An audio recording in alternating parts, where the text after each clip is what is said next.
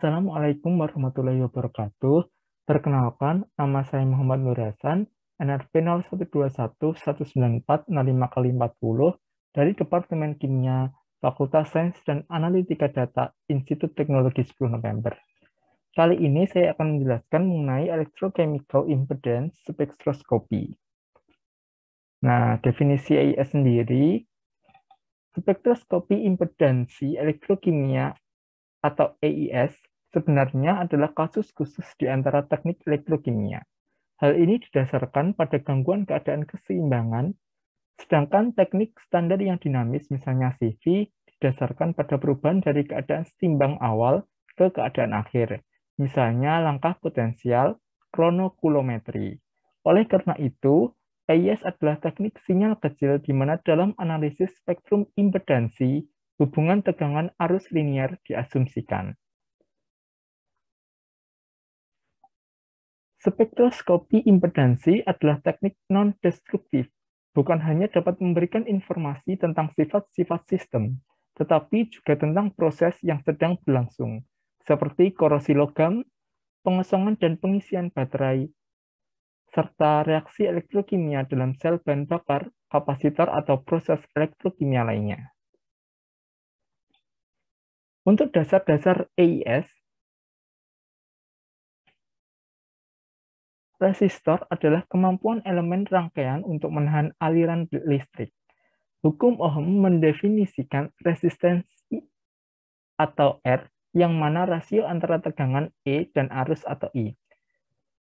Sebuah resistor ideal memiliki beberapa sifat penyederhanaan, antara lain mengikuti hukum Ohm pada semua level arus dan tegangan.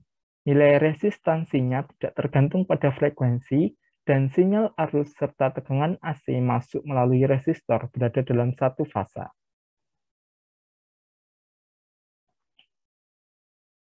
Elemen sirkuit menunjukkan perilaku yang jauh lebih kompleks. Di area resistansi yang mana menggunakan impedansi yang merupakan parameter rangkaian yang lebih umum. Seperti halnya resistansi, impedansi adalah ukuran kemampuan rangkaian untuk menahan aliran arus listrik. Impedansi elektrokimia biasanya diukur menggunakan sinyal eksitasi kecil, berkisar 3-10 mV. Nah, di sebelah kanan terdapat komponen sirkuit, di mana impedansi sama dengan RE.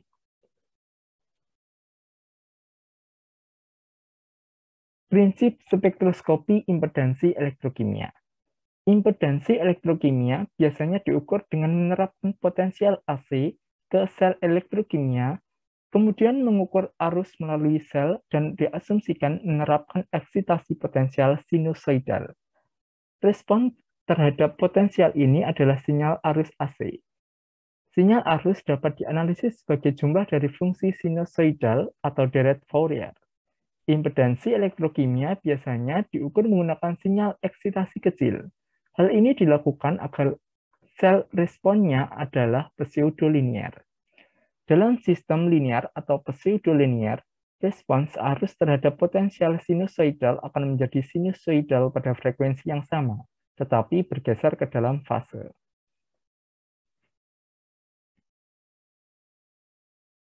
Sinyal eksitasi dinyatakan sebagai fungsi waktu dengan persamaan sebagai berikut. ET sama dengan E0 sin omega T, di mana ET adalah potensial pada waktu T, E0 adalah amplitude sinyal, dan omega adalah frekuensi radial. Hubungan antara frekuensi radial dinyatakan dalam radian atau detik dan frekuensi F dinyatakan dalam hertz sebagai berikut. Omega sama dengan 2πf. Dalam sistem linear, sinyal respons atau IT digeser ke dalam fase dan memiliki amplitude yang berbeda atau I0. Ekspresi yang analog dengan hukum Ohm memungkinkan untuk menghitung impedansi sistem sebagai berikut. Impedansi sama dengan ET per IT sama dengan E0 sin omega T per I0 sin omega T plus fasa sama dengan Z0 sin omega T per sin omega T plus fasa. Oleh karena itu, impedansi dinyatakan dalam besaran atau Z0 dan pergeseran fasa. Nah, ini adalah desain sel di mana menggunakan elektroda reference Yang pertama, elektroda kerja yang menggunakan 2 elektroda. Ada elektroda kerja dan counter electrode. Kalau 3 elektroda yaitu elektroda kerja, elektroda reference atau elektroda pembanding, dan counter electrode yang menggunakan 4 elektroda yaitu elektroda kerja, 2 elektroda reference atau elektroda pembanding, dan counter electrode.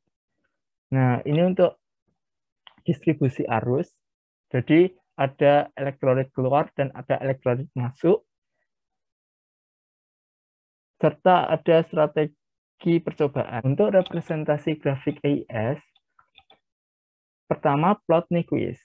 Plot sinyal sinusoidal yang diterapkan atau ET pada sumbu X dan sinyal respons sinusoidal IT pada sumbu Y dengan hasil berbentuk oval. Bentuk oval ini dikenal dengan Lissajous. Analisis Lissajous pada layar osiloskop merupakan metode pengukuran impedansi yang diterima sebelum ketersediaan instrumentasi ES modern, di mana ini ada hubungan Euler. Nah, ini untuk analisis Lissajous. VT sama dengan delta V sin omega T, sedangkan IT sama dengan delta V per Z atau impedansi sin omega T plus fasa.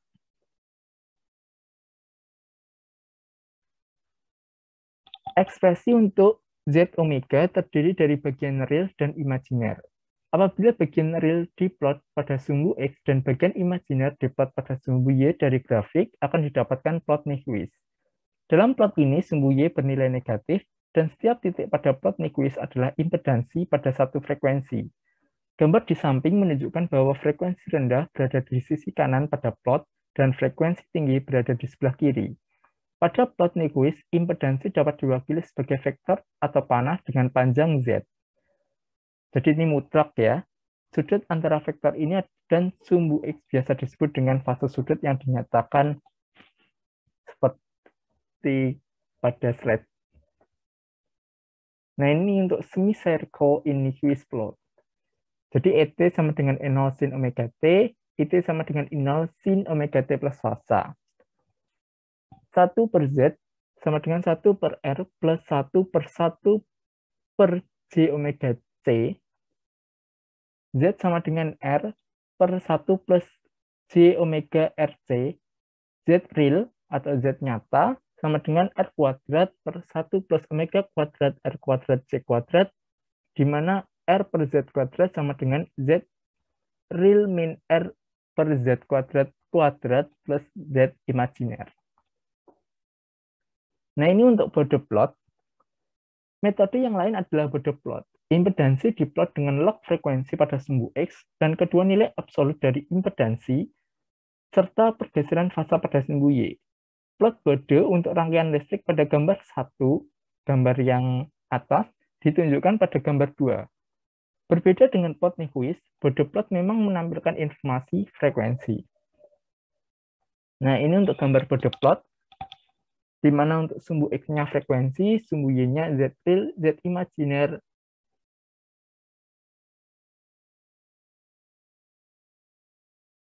Nah, yang ini untuk frekuensi pada sumbu X dan absolut atau Z pada sumbu Y.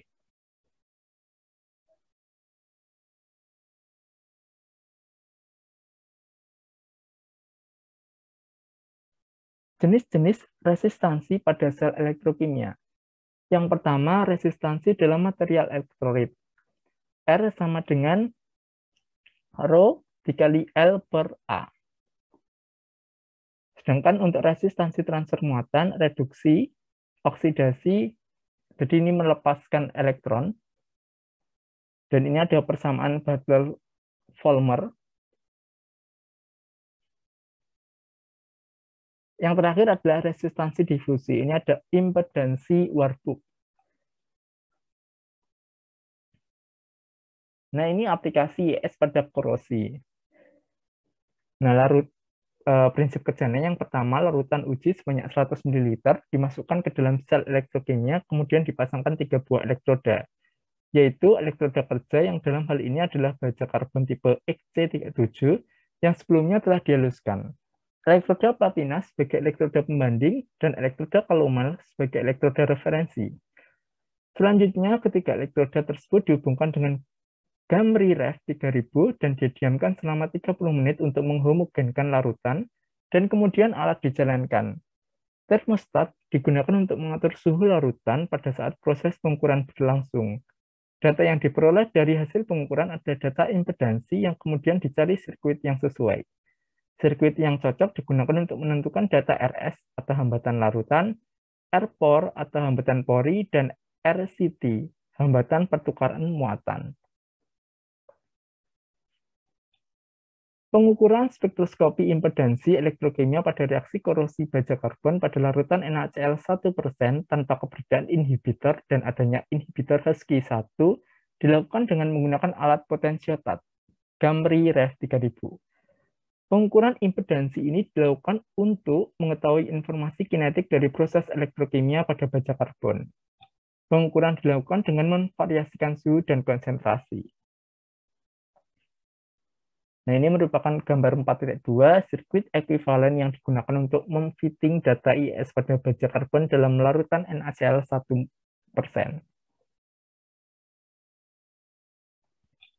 Nah, untuk hasil pengukuran IS terhadap baja karbon dalam larutan NaCl 1% diungkapkan dalam plot Nyquist yang menyatakan aluran impedansi imajiner.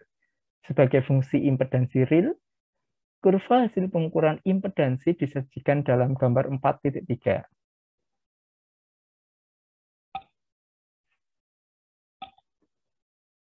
Di mana terdapat plot Nyquist blanko 10 ppm, 25 ppm, 50 ppm, dan 100 ppm. Pengolahan kurva spektra impedansi yang diperoleh dilakukan dengan cara memplotkan kurva tersebut dengan sirkuit yang sudah diperoleh. Hasil dari plotting kurva tersebut berupa informasi hambatan larutan atau RS, hambatan berpori atau R-pore, dan hambatan pertukaran muatan atau RCT, kapasitas lapis rangkap lapisan atau HC, dan kapasitas si lapis rangkap listrik atau HDL, sebagaimana ditampilkan dalam tabel 4.2. Nah, itu gambar 4.2. Pada tabel 4.2 menunjukkan bahwa penambahan inhibitor memberikan indikasi pada penambahan harga hambatan pertukaran muatan dan berkurangnya harga kapasitansi lapis rangkap. Penambahan harga RCT terlihat pada plot Nyquist dengan semakin besarnya diameter semicircle. Meningkatnya harga hambatan pertukaran muatan mengindikasikan bahwa proses transfer muatan antara baja karbon dengan larutan terhambat karena adanya lapisan inhibitor Husky-1 yang terabsorpsi. Peningkatan konsentrasi inhibitor Husky-1 mengakibatkan penurunan nilai kapasitansi lapis rangkap. Hal ini mengindikasikan bahwa molekul-molekul inhibitor Husky-1 yang terabsorpsi pada permukaan baja karbon semakin banyak. Lapisan yang terbentuk pada permukaan baja karbon seiring bertambahnya konsentrasi selain semakin banyak juga semakin merata. Hal ini terlihat pada nilai hambatan pori yang semakin meningkat. Peningkatan nilai hambatan pori ini menunjukkan bahwa pelapisan pada permukaan baja karbon semakin sempurna. Namun begitu, lapisan yang terbentuk semakin menipis. Ini terlihat dari peningkatan nilai kapasitansi lapis rangkap atau HC. Pada konsentrasi inhibitor 200 ppm, harga dari hambatan pertukaran muatan menurun. Meskipun jumlah inhibitor Husky-1 yang menempel pada permukaan baja karbon semakin banyak, namun tidak menyebabkan laju korosi menurun. Berdasarkan hal tersebut, inhibitor Husky-1 optimum digunakan pada suhu 35 derajat Celcius pada konsentrasi 100 ppm. Efisiensi inhibisi dari data impedansi di atas bisa dihitung dengan membandingkan harga hambatan pertukaran muatan dari blanko dengan inhibitor. Cara matematik dapat dituliskan sebagai berikut. IE persentase IE sama dengan 1 min RCT per RCT. Jadi RCT yang atas itu RCT blanko, yang RCT bawah itu RCT inhibitor kali 100%. Nah, berdasarkan tabel 4.2, efisiensi inhibisi terbesar terjadi pada konsentrasi inhibitor sebesar 100 ppm dengan besarnya efisiensi sebesar 81,52%.